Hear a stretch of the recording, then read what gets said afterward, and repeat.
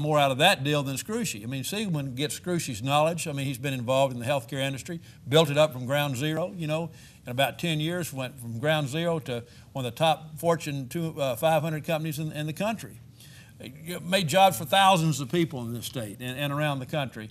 And for this, you know, you've heard, you know, some of the old cliches about, you know, no good deed goes unpunished. I mean, Scrushy did a lot of great things to help the healthcare industry in the state, give jobs to people. He had nothing to gain from being on the con board, and yet he gets indicted for it. Was he qualified to be on the con board? Did he have the qualifications to be on it? More qualified than anybody on it, I would say, because frankly, you know, over the years, HealthSouth, as it grew, it did know about such things as hospital expansions and the need for them, et cetera. But it had reached a point where it really wasn't doing a whole lot more growing. I mean, it was sort of consolidating, leveling off. And as a matter of fact, there was nothing that was done by the con board when Scrushy was on it that benefited Scrushy or benefited HealthSouth in any way. Had he been on it before? Had he served before on this? Oh, yeah, under 3 previous governors. That's what I'm trying to say. You know, going back to Guy Hunt.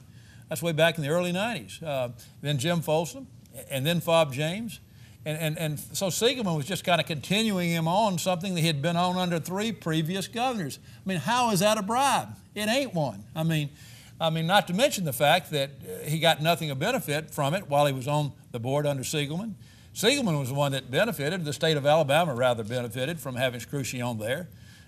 So it's just outrageous. It stinks to high heaven, and it just gripes me no end. Well, okay, if Siegelman was there some benefit to Siegelman for being on this board? Would he have been paid a salary or something? Not that, you know, that would have been too much of an incentive for him. No, I don't think Scrushy was paid anything for it, and there was no benefit really to Scrushy. Now, maybe Siegelman may have felt the taxpayers, the public, benefited from having Scrushy on the board, but that's fine and good. That's why Scrushy considered it a public service. You know, well, a lot of times these boards are volunteer. You serve on them as a volunteer basis. You know, it's like being indicted, convicted for being on the Boy Scout board. It's really about what it is. I mean, it's just outrageous. It just stinks to high heaven. There's no rhyme or reason for it, and it upsets me deeply. And I think it ought to upset the people of the state out there. I mean, anybody has any sense of fairness.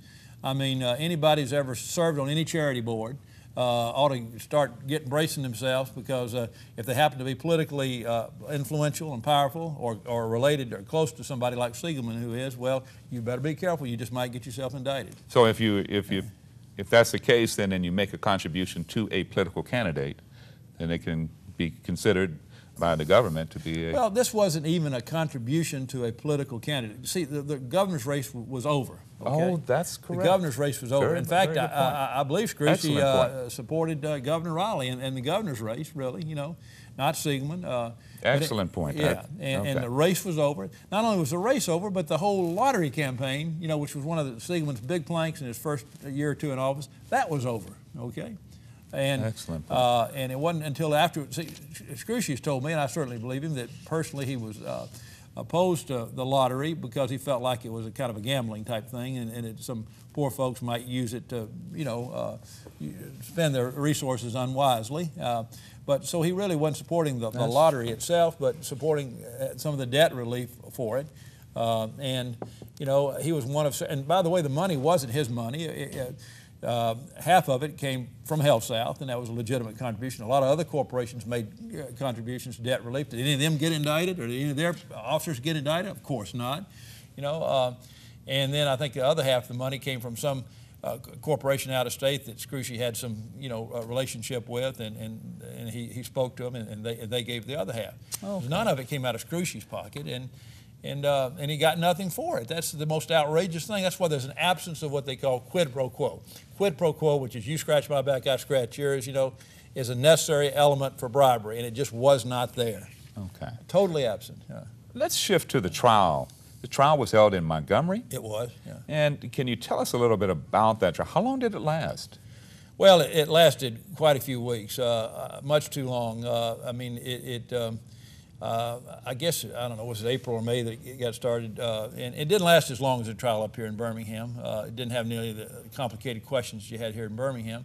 in fact, it was such a simple thing. I frankly think, and probably Richard does too, in hindsight, that it would have been a simple thing for him just to get on the stand and just tell his side. I think that would have been it, you know. But he had legal advice, which he respected. I'm not here to criticize his lawyers, but that, you know, he not take the stand because just you keep things sweet and simple. They like me, they thought it was so clear cut, not a crime, that you didn't need to get into all the, you know, confusion. But I think Scrushy's got a lot of conviction about him, a lot of sincerity about him. I think he would have projected that, and I think the jury would have seen that, and I think that